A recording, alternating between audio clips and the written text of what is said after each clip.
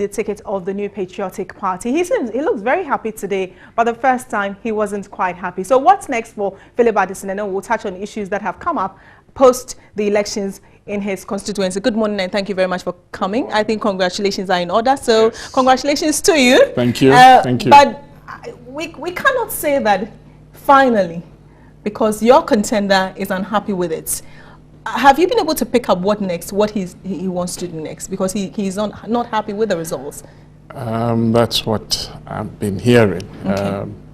But I guess it's always a bitter pill to take after losing elections, and especially an election such as ours, which was hotly contested, and it has spanned 1 year. I think it's the longest primary contest, so I can understand the feeling. So you can understand because you have been through it yourself. You failed to accept the first results that came out. I did not take part. It's a completely different situation. When you did not take part because you said you were not part of the process. Exactly. I did not take part at all, so I was not. Why? I was not traumatized. Why?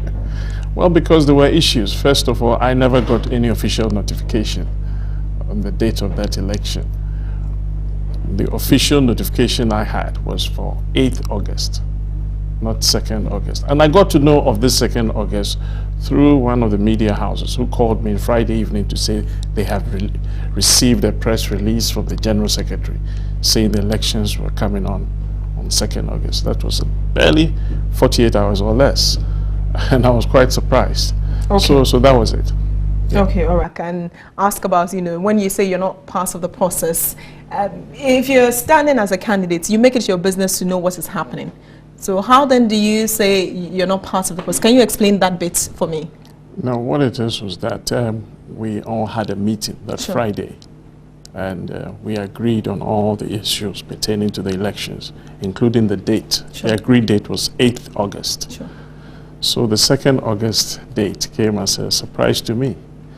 And clearly all the processes, accreditation, what have you, we didn't know anything about it. Okay. Because we had agreed how the process should run, and that certainly was not followed. Okay. And so I couldn't take part. Okay. How was the NPP unable to resolve this out of court? Because I know there was a time you had to take the case out of court to resolve it, and I think Michael Quay came out and said, look, they couldn't resolve it, and so you went back to court. How come? What failed?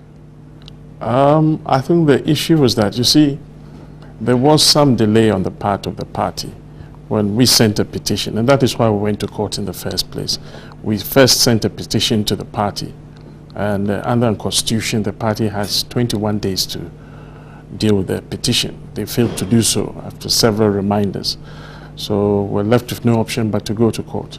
So while the matter was pending in court, apparently the party came around to looking at the petition and took a decision that our petition had merit and there should be a rerun. So that the party, having taken a decision that there will be a rerun, could not contest our action in court because our court action was seeking the same remedy, a rerun. So that was what happened. Okay. What would you say to persons who are of the view, and indeed there are some who are of the view that you're the chosen one?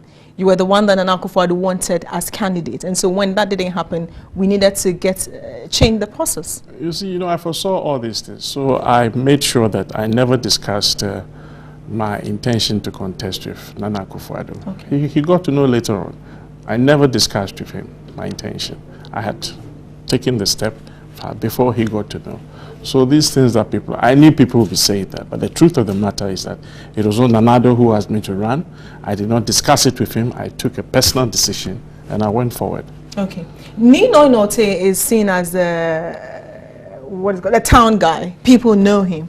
I spoke to a woman last week when they had a meeting there before the elections. Myself, I was in the constituency, and she says, we don't know Phillip Addison. Until the election petition, we knew not who he was. So if they don't know you, how do you expect them to vote for you? Well, I don't know. It depends on who you see. You see, because I was born in the constituency in Osu. I grew up in the school. I went to school in Osu. All my working life has been in the constituency. And you see, when people say they do not know me, maybe they are people of the age of Nino and so on, because in 1992, when the party started, we were there. I was involved in the writing of the stolen verdict. I've been involved in all the major cases. Those who matter in the party, they know me, and they know I was there.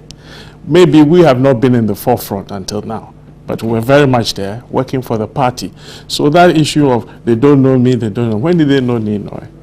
You see, we want to put these things behind us. When did he come? He's never voted even in the constituency, right? But these things, we want to put them behind us. We've done the elections, we're done. We want to come together. Oh, okay. Regardless of the challenges that, you know, was the earlier process was fraught with, one would say that you could have simply let it go because you're an established lawyer, a well-known lawyer, your credentials are never in doubt. So why the zeal? Why the push for Parliament? What's there? It would have defeated the whole purpose for my entering politics. You see, because so many times wrong things are done and people say, that is our credo in this country. And I think that it's about time we put a stop to that because we've had several situations like that when things ought to be. You see, when something is wrong, it's wrong. That's all what it is. When I started this thing, I was told that, oh, once the elections have been held, no matter what, the elections have been held, that's the end of the matter. I said, no. We couldn't have gone to Supreme Court challenging those very issues, and then in our own internal processes, we are confronted with those issues and people are saying, let it go. It can't be. Okay. That is it. Okay. And earlier I quoted you, you said it's been 1 year of wrangling, insults, and what have you. Now today it's all over. Today it's time to start building bridges and friendships. How are you going to build that friendship, you know, given that those who feel peeved, the side of Nino, remember he got about half of the it means that he also has a certain following, and they are threatening to even vote for Dr. Zaneto. How worried are you that they might do that? You know, sometimes elections is very difficult when you lose elections. So one can, to a certain extent, understand the feeling of him and his supporters. That is why I have said that I'll give him some time, and then after a while, when things have cooled down, I will make the approach to him and try to win him to join us. So is he the main man you're targeting? Well, I guess if he comes on board, his followers, his supporters will also feel that they will have to also join. Right. If he decides to go to court? I don't want to engage in speculation and all that, you see. So we're thinking of all kinds of possibilities. If he decides to do this, that doesn't happen.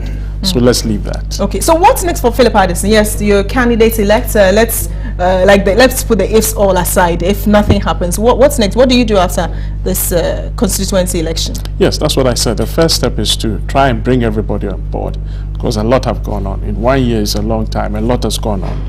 So the first thing is to try as much as possible to draw in everybody. We need a strong, united party. And then from there, to carry on the campaign. What do you make of the candidacy of the candidature of Dr. Zaneto Rawlings? She carries a name, and I'm told by some experts that that name alone gives her a 20-meter advantage over you, ahead of you. Well, I have no doubt at all that she had certain advantages. She's not coming from a very strong corner. I have no doubt about that. But we are in this to win. Yes. What would be the deciding factor for you? Because I've just mentioned that she has a name factor, apart from her personal credentials, her personal abilities. What will do it for you? What will do it for me? Yes. Myself? And God be my helper, I will win. All right. Thank you very much, Mr. Phillip Addison. Thank you too. He is now the he's candidate on the ticket of the New Patriotic Party, and will be coming up if Dr. Zaneto Rawlings' own stance, then he will come up against her. If not, if things turn, then probably Niyamash, they will probably have a rerun in Niyamashite. He will also come against. But whatever happens, we'll keep our ears on the ground and follow the story through and through.